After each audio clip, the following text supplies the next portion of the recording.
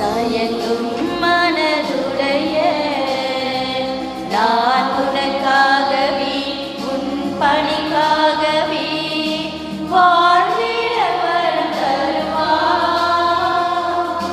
தயங்கும் மனதுடைய நான் உனக்காகவே உன் பணிக்காகவே வாழ்ந்திட வரம் தருவார்.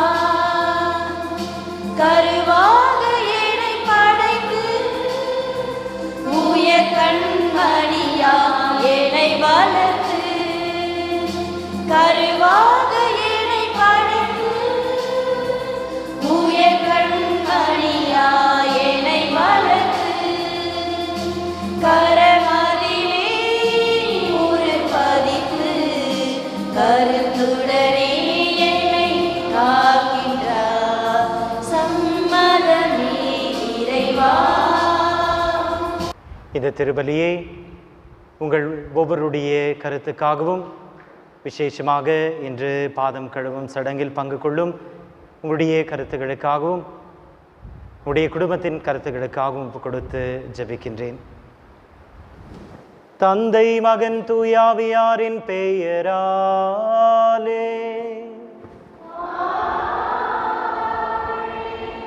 நம் ஆண்டவராகிய இயேசு கிறிஸ்துவின் அருளும் கடவுளின் அன்பும் தூயாவியானவருடைய நட்புறவும் உங்கள் அனைவரோடும் இருப்பதாக.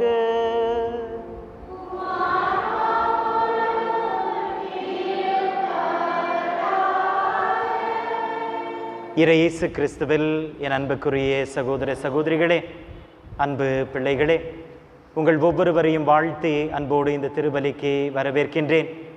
தொடக்க உரையில் சொன்னது போல இன்று மகிழ்ச்சியான நாள். நாம் முப்பெரும் விழாவை கொண்டாடுகின்றோம். ஆண்டவர் இயேசு கிறிஸ்து தம்மையே நமக்காக நற்கருணையில் ஒப்பு கொடுத்த நாள். அவருடைய பணி தொடர குருத்துவத்தை இன்று அவர் ஏற்படுத்திய புனித நாள். அவருடைய அன்பின் கட்டளையை நம்முடைய இதயங்களில் எழுதிய நாள். இந்த நாளில் இந்த திருபலியில் நாம் விசேஷமாக பங்கெடுக்கும் பொழுது நம்முடைய உள்ளங்களை ஆண்டவருக்கு திறப்போம். ஆண்டவரே, என்னுடைய உளமாற இந்த திருபலியை நான் கொண்டாட, இந்த திருபலியை நீர் எனக்காக ஏற்படுத்தி இருக்கிறீர் என்ற விசுவாசத்தோடு நான் என்னையே உமக்கு ஒப்புக் கொடுத்து கொண்டாட அருள் தாரும் என்று கேட்டு ஜெபிப்போம். இந்த திருபலியை நாம் தகுந்த விதத்தில் ஒப்புக் கொடுக்க தடையாக இருக்கனுடைய பாவங்களுக்காக மனவருந்துவோம். இறைவனிடம் மன்னிப்பை கேட்போம். முதல் வாசகம். பாஸ்கா இரா உணவு பற்றிய விதிமுறைகள். விடுதலை பயண நூலிலிருந்து வாசகம். எகிப்து நாட்டில் ஆண்டவர் மோசேக்கும் ஆரோனுக்கும் பின்வருமாறு கூறினார். உங்களுக்கு மாதங்களில் தலையாயது இம்மாதமே. ஆண்டில் உங்களுக்கு முதல் மாதமும் இதுவே. இஸ்ராயல் மக்கள் கூட்டமைப்பு முழுவதற்கும் நீங்கள் அறிவியுங்கள். அவர்கள் இம்மாதம் 10ஆம் நாள் குடும்பத்திற்கு ஓர் ஆடு, வீட்டிற்கு ஓர் ஆடு என்று தேர்ந்தெடுத்து கொள்ளட்டும். ஓர் ஆண்டினை உண்ண ஒரு வீட்டில் போதிய ஆண்கள் இல்லையெனில் உண்போரின் எண்ணிக்கைக்கும் உண்ணும் அளவிற்கும் ஏற்ப அண்டை வீட்டாரை சேர்த்து கொள்ளட்டும். ஆடு குறைப்படாததாக கிடாயாக 1 வயது குட்டியாக இருக்க வேண்டும். தேர்ந்தெடுப்பது வெள்ளாடாகவோ செம்மறி ஆடாகவோ இருக்கலாம். இம்மாதம் 14ஆம் நாள் வரை அதை வைத்து பேணுங்கள். அந்நாள் மாலை மங்கும் வேளையில் இஸ்ராயல் மக்கள் கூட்டமைப்பின் அனைத்து சபையும் அதை வெட்ட வேண்டும். இரத்தத்தில் சிறிதளவு எடுத்து உண்ணும் வீடுகளில் 2 கதவு நிலைகளிலும் மேல் சட்டத்திலும் பூச வேண்டும். இறைச்சியை அந்த இரவிலேயே உண்ண வேண்டும். நெருப்பில் அதனை வாட்டி புளிப்பற்ற அப்பத்தோடும் கசப்பு கீரையோடும் உண்ண வேண்டும். நீங்கள் அதனை உண்ணும் முறையாவது இடையில் கச்சை கட்டி கால்களில் காலணி அணிந்து கையில் கோல் பிடித்து விரைவாக உண்ணுங்கள். இது ஆண்டவரின் பாஸ்கா. ஏனெனில் நான் இன்று இரவிலேயே எகிப்து நாடெங்கும் கடந்து சென்று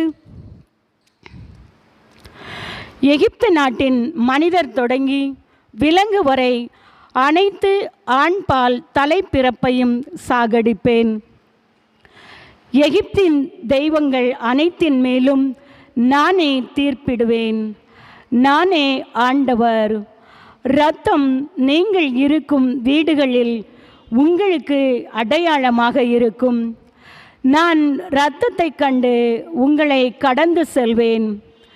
எகிப்து நாட்டில் நான் அவர்களை சாகடிக்கும்போது கொல்லும் கொள்ளை நோய் எதுவும் உங்கள் மேல் வராது. இந்நாள் உங்களுக்கு ஒரு நினைவு நாளாக விளங்கும். இதனை ஆண்டவரின் விழாவாக நீங்கள் தலைமுறை தோறும் கொண்டாடுங்கள். இந்த விழா உங்களுக்கு நிலையான நியமமாக இருப்பதாக. ஆண்டவர் வழங்கும் அருள்வாக்கு.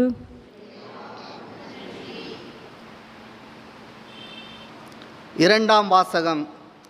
திருத்தூதர் பவுல் கொரிந்தியருக்கு எழுதிய திருமுகத்திலிருந்து வாசகம். சகோதரர் சகோதரிகளே, ஆண்டவரிடம் இருந்து நான் எதை பெற்றுக்கொண்டேனோ அதையே உங்களிடம் ஒப்படைக்கிறேன்.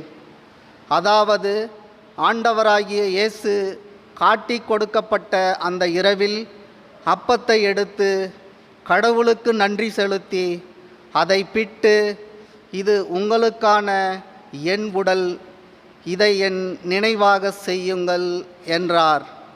அப்படியே உணவு அருந்திய பின் கிண்ணத்தையும் எடுத்து, இந்த கிண்ணம் என் இரத்தத்தால் நிலைப்படுத்தப்படும் புதிய உடன்படிக்கை.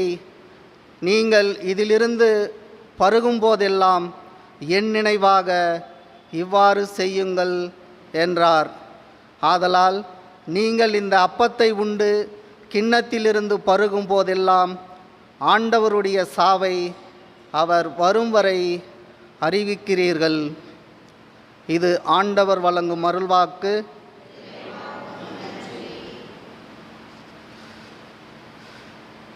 ஒருவர் மற்றவரிடம் அன்பு செலுத்துங்கள் என்னும் புதிய கட்டளையை நான் உங்களுக்கு கொடுக்கிறேன். நான் உங்களிடம் அன்பு செலுத்தியது போல நீங்களும் ஒருவர் மற்றவரிடம் அன்பு செலுத்துங்கள் என்கிறார் ஆண்டவர்.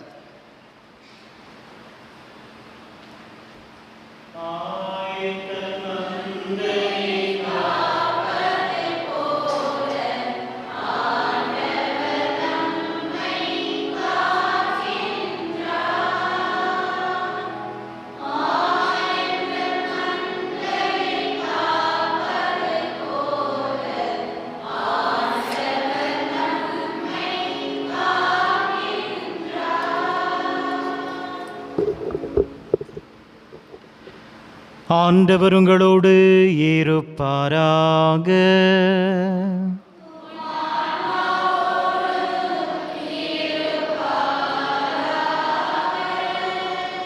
தூய யோவான் எழுதிய பரிசுத்த நற்செய்தியிலிருந்து வாசகம்.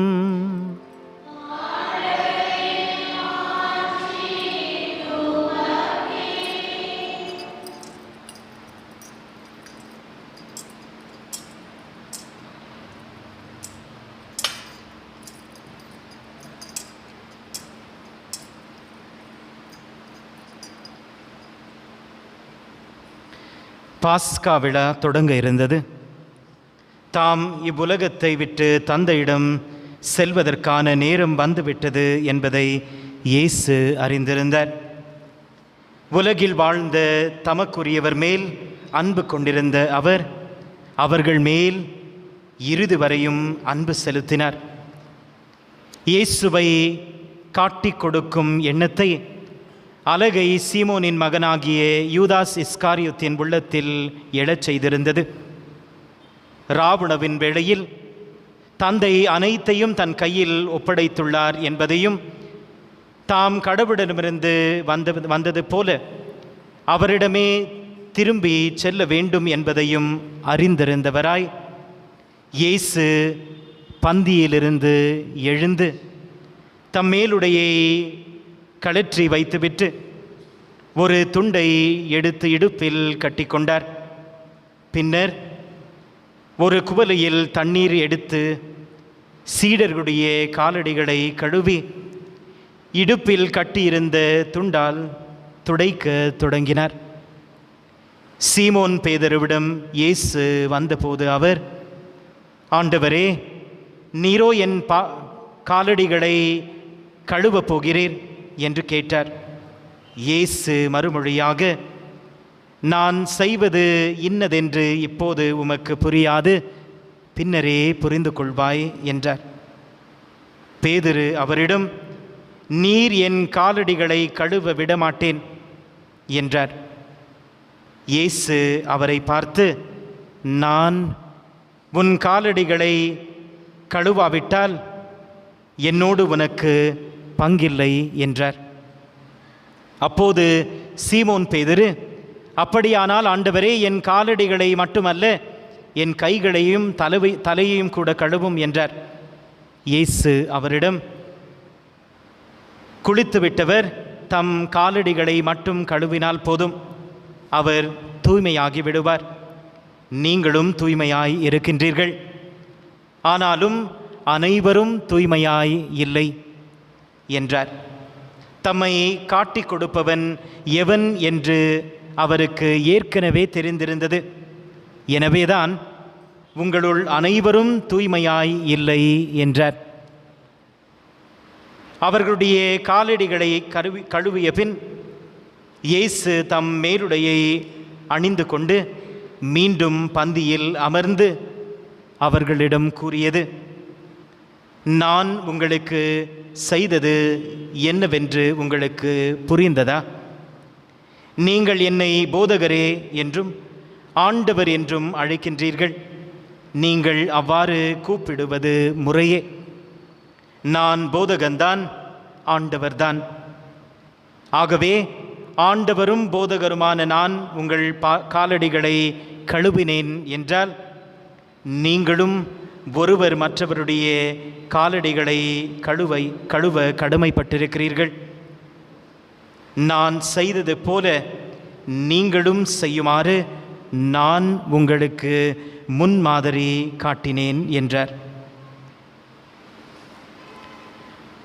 இது கிறிஸ்துவின் நற்செய்தி.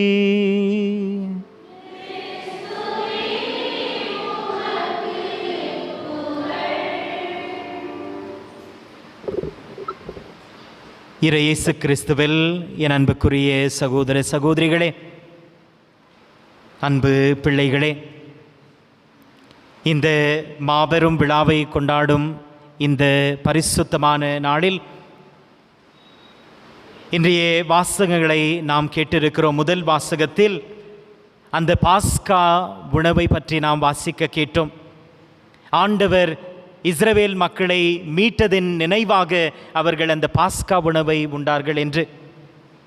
இரண்டாம் வாசகத்தில் ஆண்டவர் தன்னையே நமக்காக கையளித்த, நமக்காக நற்கருணை நாதராக, இதோ உலகம் முடியும் நாள் வரை நான் உங்களோடு இருக்கின்றேன் என்று சொல்லி வாக்குத்தத்தம் செய்த இறைவன் நற்கருணையில் நமக்காக வீற்றிருக்கும் அந்த நற்கருணையின் வாசகத்தை வாசிக்க கேட்டோம். எப்படி அவர் அந்த அப்பத்தை எடுத்து பிட்டு தன்னுடைய சீடர்களுக்கு கொடுத்தார் என்று வாசிக்க கேட்டோம். நற்செய்தியில் ஆண்டவருடைய அந்த தாழ்ச்சியின் உச்சகட்டத்தை நாம் பார்க்கிறோம். அவர் தன்னுடைய சீடர்களுடைய பாதங்களை கழுவுவதன் அந்த சடங்கில்.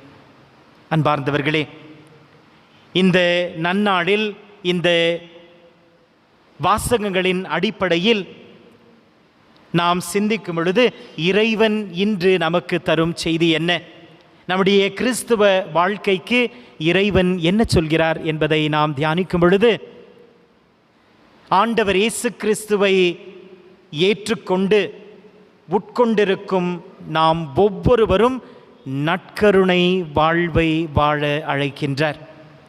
நாம் ஒவ்வொருவரும் நற்கருணையின் வாழ்க்கையை வாழ. எப்படி இந்த நற்கருணை வாழ்க்கையை நான் வாழ முடியும்? புனித சிப்ரியன் சொல்வார், நாம் இறைவன் போல மாற இறைவன் நம்மை போல மாறினார் என்று சொல்லி.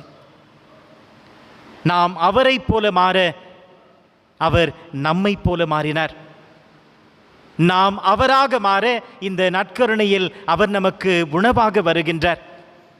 நம்முடைய வாழ்க்கையை நற்கருணை வாழ்வாக மாற்றிட, இந்த நற்கருணை நாதரில் நான் எதையெல்லாம் பார்க்கிறோமோ அதையெல்லாம் நம்முடைய வாழ்க்கையில் நாம் வாழ்ந்திட ஆண்டவர் நம்மை அழைக்கின்றார். முக்கியமாக 3 கருத்துக்களை மட்டுமே உங்களோடு பகிர்ந்து கொள்ள உங்களை அன்போடு அழைக்கின்றேன். இந்த நற்கருணை நாதர் நமக்கு முதலாக சொல்லுவது என்ன? இந்த நற்கருணையை அவர் ஏற்படுத்தியது நமக்காக. ஆண்டவர் இயேசு கிறிஸ்து அதை தான் சொல்கிறார். அந்த அப்பத்தை பிடும் பொழுதும் திராட்சை ரசத்தின் கிண்ணத்தை கொடுக்கும் பொழுதும், இது உங்களுக்காக, இது உங்களுக்காக உடைக்கப்படும் என்னுடைய உடல், இது உங்களுக்காக சிந்தப்படும் என்னுடைய இரத்தம் என்று. ஆண்டவர் எதை செய்தாலும் அது நமக்காக. பிறருக்கான ஒரு வாழ்க்கை தான் நற்கருணை வாழ்க்கை. A life for others. பிறருக்காக வாழ்வதில்தான் நாம் நற்கருணை நாதரை பார்க்கிறோம். ஆண்டவர் எதை செய்தாலும் அவர் மனிதனாக பிறந்தது நமக்காக. அவருடைய நற்செய்தி நமக்காக, அவருடைய வல்ல செயல்கள் நமக்காக, அவருடைய அன்பு நமக்காக, அவருடைய மன்னிப்பு நமக்காக, அவர் சிந்திய இரத்தம் நமக்காக, அவருடைய உயிர்த்தெழுதல் நமக்காக. ஆண்டவர் இயேசு கிறிஸ்து இன்று அதை தான் சொல்கின்றார். நான் எதை செய்தாலும் உங்களுக்காகவே செய்தேன். ஆண்டவர் செய்தது, சொன்னது அனைத்தும் நமக்காக. எப்பொழுது நாம் பிறருக்காக ஒரு வாழ்க்கையை வாழ தொடங்குகிறோமோ அப்பொழுது நாம் நற்கருணை நாதரோடு இணைகின்றோம். எப்பொழுதெல்லாம் நீங்கள் உழைக்கும் பொழுது, என்னுடைய குடும்பத்திற்காக, என்னுடைய பிள்ளைக்காக, என்னுடைய தாய் திருச்சபைக்காக, என்னுடைய பங்கிற்காக, நான் வேலை செய்யும் இடத்திற்காக, என்னுடைய நண்பர்கள் நன்றாக இருக்க வேண்டும் என்று நினைக்கிறீர்களோ அப்பொழுதெல்லாம் நீங்களும் நற்கருணை வாழ்வில் இணைகின்றீர்கள். ஆண்டவர் அதை தான் சொல்கிறார், இது உங்களுக்காக என்று சொல்லி நாம் பிறருக்காக வாழ நம்மை அழைக்கின்றார். ஆகையால் எப்பொழுதெல்லாம் உங்கள் குடும்பத்திற்காக, தாய் திருச்சபைக்காக, பிறருக்காக நீங்கள் செய்யும் சின்ன சின்ன தியாகங்களில் மகிழ்ச்சியாக இருங்கள், சந்தோஷமாக இருங்கள். ஏனென்றால் இறைவன் செய்ததை நான் செய்கின்றேன் உனக்காக என்று சொன்னார். இரண்டாவதாக, நற்கருணை வாழ்வை நான் வாழ வேண்டும் என்று சொன்னால் நான் என்ன செய்ய வேண்டும்? இதை பெற்றுக்கொள்ளுங்கள் என்று ஆண்டவர் சொல்கிறார். ரிசீவ், இதை பெற்றுக்கொள்ளுங்கள். எதை பெற்றுக்கொள்ள வேண்டும்? ஆண்டவரை நான் பெற்றுக்கொள்ள வேண்டும். எதற்காக நான் ஆலயத்திற்கு வருகிறேன்? அவரை பெற்றுக்கொள்ள. எதற்காக நற்செய்தியை வாசிக்கிறேன்? அவரை பெற்றுக்கொள்ள. எல்லா திருவருட்சாதனங்கள் அவரை பெற்றுக்கொள்ள. விசேஷமாக திருபலிக்கு நான் எதற்காக வருகிறேன்? அவரை பெற்றுக்கொள்ள. நான் அவரை பெறவில்லை என்று சொன்னால், இந்த ஆலயத்தை விட்டு நாம் வெளியே செல்லும் பொழுது ஆண்டவரை என்னுடைய உள்ளத்தில் நான் உணரவில்லை என்று சொன்னால், இது நிறைவான கொண்டாட்டமாக இருக்காது. நிச்சயமாக நாம் நற்கருணை மக்களாக வீட்டிற்கு செல்ல முடியாது. ஆண்டவர் சொல்கிறார், இதை பெற்றுக்கொண்டுதான் நீங்கள் வீட்டுக்கு செல்ல முடியும். இதை பெற்றுக்கொள்ளுங்கள். Receive this. என்னுடைய இந்த ஆன்மீக வாழ்க்கையில் நான் இறைவனை பெற்றுக்கொள்ள வேண்டும். எப்பொழுதெல்லாம் இறைவனை பெற்ற நபராக நான் ஆலயத்திற்கு வரும்பொழுது என்னுடைய எல்லா சுமைகளையும், என்னுடைய முறிதல்களையும், என்னுடைய கண்ணீரையும் அவர் இடத்தில் வைத்துவிட்டு, ஆண்டவரே, நான் உம்மோடு இணைந்திருக்கிறேன், உம்முடைய பலியோடு நான் இணைந்திருக்கிறேன், நீர் சிலுவையில் உம்மையே கையளித்தது போல என்னுடைய குடும்பத்திற்காக, என்னுடைய தாய் திருச்சபைக்காக நான் சின்ன சின்ன தியாகங்கள் செய்வதன் வழியாக என்னையே ஒப்புக் கொடுத்திருக்கிறேன் என்று நாம் சொல்லும் பொழுது அவரை பெற்றுக்கொள்கிறோம். அவரை பெற்றுக்கொள்கிறோம். அவரை பெறாவிட்டால் ஒவ்வொரு திருபலியின் இறுதியிலும் நாம் நம்மை பார்த்து கேட்க வேண்டிய ஒரு கேள்வி, ஆண்டவரை நான் பெற்றுக்கொண்டிருக்கிறேனா? Have I received Jesus? ஆண்டவரை நான் பெற்றுக்கொண்டிருக்கிறேனா? இல்லை என்று என்னுடைய உள்ளம் சொன்னால் இந்த திருபலி வீணாக போய்விடும். வெறுமனே நாம் ஆமேன் என்று சொல்லி நற்கருணையை வாங்குவதனால் ஆண்டவரை பெற்றுக்கொண்டோம் என்பது பொருள் அல்ல. யோவான் எழுதிய நற்செய்தியில் நாம் வாசிக்கிறோம், ஆண்டவர் சொல்கிறார், என்னை காட்டிக் கொடுப்பவன் இங்கேதான் இருக்கிறான் என்று சொல்லி. யார் என்று சொல்லும் பொழுது, யாருக்கு நான் இந்த ரொட்டியின் துண்டை தோய்த்து கொடுக்கிறேனோ அவன்தான் என்று சொல்லி, அந்த ரொட்டியின் எதை தன்னுடைய உடல் என்று சொல்லி அவர் உடைத்தாரோ அதை தோய்த்து யூதாஸ் இஸ்காரியோத்துக்கு கொடுக்கிறார். நற்செய்தி சொல்கிறது, சாத்தான் அவனுக்குள் நுழைந்தான் என்று சொல்லி. சாத்தான் அவனுக்குள் நுழைந்தான் என்று சொல்லி. நான் எந்த மனதோடு ஆலயத்திற்கு வருகிறேன்? அவரை உட்கொள்ள தகுதியாக வருகிறேனா? இல்லது ஏனோ தானோ என்று நான் இந்த திருபலிக்கு வரும் பொழுது இந்த திருபலி எனக்கு எப்படி ஆசீர்வாதமாக மாறும்? ஆண்டவரோடு இருப்பது என்று சொன்னால் முழுமையாக, முழுமையாக. நாம் அனைவரும் குறை உள்ளவர்கள் தான். அனைவரும், எல்லா சீடர்களும் ஆண்டவரை விட்டு ஓடிவிட்டவர்கள் தான். புனித பேதுருவும் ஆண்டவரை தெரியவில்லை என்று மறுதளித்தவர் தான். ஆனால் அவர்களில் எல்லாம் ஆண்டவர் சென்றார். அவர்கள் அனைவரும் ஆண்டவரை பெற்றுக்கொண்டார்கள், யூதாஸை தவிர. அவர்கள் அனைவரும் ஆண்டவரை பெற்றுக்கொண்டார்கள். புனித பேதுருவும் பெற்றுக்கொண்டார். எல்லா சீடர்களும், அவர்களும் குறையில் இருந்தவர்கள் தான். பேதுரு எனக்கு இவரை தெரியவே தெரியாது என்று சொன்னவர். அந்த உள்ளத்தில் ஆண்டவருக்காக, அவர்களுடைய குறைகளின் நடுவிலும் ஆண்டவருக்காக விசேஷமான ஒரு இடம் இருந்தது. விசேஷமான ஒரு இடம் இருந்தது. நாம் இந்த கொண்டாட்டத்திற்கு, இந்த திருபலி கொண்டாட்டத்திற்கு வரும்போதெல்லாம், இந்த திருபலி முடிந்து குருவானவர் நம்மை பார்த்து சொல்லும் பொழுது, சென்று வாழுங்கள், திருப்பலி தொடரட்டும் என்று சொல்லும் பொழுது, நான் ஆண்டவரை பெற்றவராக செல்ல வேண்டும். ஆண்டவர் சொல்கிறார், இதை வாங்கிக் கொள்ளுங்கள், இதை பெற்றுக்கொள்ளுங்கள். எதை பெற்றுக்கொள்ளுங்கள்? அவருடைய பிரசன்னத்தை பெற்றுக்கொள்ளுங்கள், அவருடைய அன்பை பெற்றுக்கொள்ளுங்கள், அவரையே பெற்றுக்கொள்ளுங்கள் என்று அழைக்கின்றார். நாம் ஆலயத்திற்கு வருவது ஆண்டவரை பெறுவதற்காக, வெறும் கையில் திரும்பி செல்வதற்காக அல்ல. நம்முடைய உள்ளம் சொன்னது என்று சொன்னால், நான் இன்று ஆண்டவரை இந்த கொண்டாட்டத்தில் அனுபவிக்கவில்லை என்று சொன்னால் அந்த திருபலி நமக்கு வீணாக போகிறது. அந்த திருபலியில் நான் எந்த ஆசீர்வாதத்தையும் பெறவில்லை. இனிமேல் ஒவ்வொரு திருபலியிலும் நாம் ஆண்டவரை பார்த்து சொல்ல வேண்டும், ஆண்டவரே, நான் வெறும் கையில் போக மாட்டேன். யாக்கோபு ஆண்டவரை பார்த்து சொன்னது போல பழைய ஏற்பாட்டில், நீர் என்னை ஆசீர்வதித்தால் ஒழிய நான் விடமாட்டேன் என்று ஆண்டவரோடு போரிடுகிறார் யாக்கோபு. I will not let you go unless you bless me. ஆண்டவரோடு போரிடுகிறார். ஆண்டவர் சொல்கிறார், உன்னை ஆசீர்வதித்து விட்டு தான் நான் செல்வேன். யாக்கோபு சொல்கிறார், நீ என்னை ஆசீர்வதித்தால் ஒழிய இங்கிருந்து நான் உன்னை போக விட மாட்டேன் என்று ஆண்டவருடைய பிரசன்னத்திற்கு சொல்கிறார். எத்தனை ஒரு பெரிய விசுவாசம் நமக்கு நாம் சொல்ல வேண்டும். ஆண்டவரை பெறாவிட்டால் நான் இந்த ஆலயத்திலிருந்து போக மாட்டேன், அவரை பெற்றுக்கொண்டுதான் போவேன். அதுதான் நம்முடைய நோக்கம். நாம் ஆலயத்திற்கு வருவது அவரை பெறுவதற்காக. அவரை பெற்றால் மட்டும் நம்முடைய வாழ்க்கை நற்கருணை வாழ்க்கையாக மாறும்.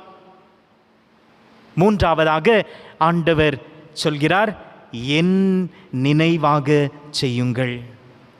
இன்றைய நற்செய்தியின் கடைசி வசனத்தை நாம் கேட்போம். ஆண்டவர் சொல்கிறார், நான் செய்தது போல நீங்களும் செய்யுங்கள். உங்களுக்கு முன்மாதிரியாக நான் இவற்றை செய்கிறேன் என்று ஆண்டவர் நமக்கு எடுத்துக்காட்டாக இருக்கிறார். எதற்காக ஆண்டவரை நான் பெற்றுக்கொள்ள வேண்டும்? ஆண்டவரை போல் இருக்க, ஆண்டவர் செய்ததை நான் செய்ய. அதற்காகத்தான் விசேஷமாக குருக்களை அவர் ஏற்படுத்தி இருக்கிறார். அவர் பணி தொடர்ந்து இந்த உலகத்தில் நடைபெற நாம் ஒவ்வொருவரும் குருக்கள் தான். ஒவ்வொருவரும் குருக்கள் தான். குருவாக அபிஷேகப்படுத்தப்பட்டிருக்கிற நானும், உங்களுடைய ஞானஸ்தானத்தின் போது நீங்கள் ஒவ்வொருவரும் குருவாக அபிஷேகப்படுத்தப்பட்டிருக்கிறீர்கள். நம் ஒவ்வொருவரையும் ஆண்டவர் அபிஷேகப்படுத்தியிருக்கிறார். அவரை போல இருக்க, அவர் செய்ததை செய்ய நம்மை அபிஷேகப்படுத்தியிருக்கிறார். நம்முடைய வாழ்க்கை நற்கருணையின் வாழ்க்கையாக இருக்க வேண்டும். எப்பொழுது நாம் நற்கருணையின் மக்களாக மாறுகிறோமோ அப்பொழுது கிறிஸ்து நம்மில் குடிகொள்வார். நம்மாலும் நிச்சயமாக நம்முடைய வாழ்க்கையில் ஒரு நாளாவது சொல்ல முடியும், வாழ்வது நான் அல்ல, என்னில் கிறிஸ்துவையே நான் உணர்கிறேன். எப்பொழுதெல்லாம் நான் என்னுடைய துன்பத் துயரங்களில் என்னையே உடைக்கிறேனோ, என்னுடைய கண்ணீரில், என்னுடைய கவலைகளில், என்னுடைய குடும்பத்திற்காக, திருச்சபைக்காக, பிறருக்காக நான் இவற்றையெல்லாம் ஏற்றுக்கொள்ளும் பொழுது நம்மால் உணர முடியும், நான் என்னில் கிறிஸ்துவை உணர ஆரம்பித்திருக்கிறேன். புனித சின்னப்பர் சொன்னார், அத்தனை அடிகளை வாங்கி புனித சின்னப்பர் சொன்ன வார்த்தைகள் இதுதான், வாழ்வது நான் அல்ல, என்னில் கிறிஸ்துவையே நான் பார்க்கிறேன் என்று சொல்லி. நம்முடைய வாழ்க்கையின் ஒரு நாளாவது நம்முடைய உள்ளமாற நாம் இந்த வார்த்தைகளை சொன்னால் நாம் பிறந்ததற்கு ஒரு அர்த்தம் இருக்கிறது. இந்த உலகத்தில் வாழ்ந்ததற்கு கிறிஸ்தவர்களாக ஒரு அர்த்தம் இருக்கிறது. ஒரு முறையாவது நாம் சொல்ல வேண்டும், வாழ்வது நான் அல்ல, என்னில் முழுமையாக நான் ஆண்டவரை உணர்கிறேன் என்று சொல்லி. அப்பேற்பட்ட ஒரு வாழ்க்கையை வாழ, நற்கருணை வாழ்க்கையை வாழ ஆண்டவர் நம் ஒவ்வொருவரையும் ஆசீர்வதிப்பாராக. ஆமென். Amen.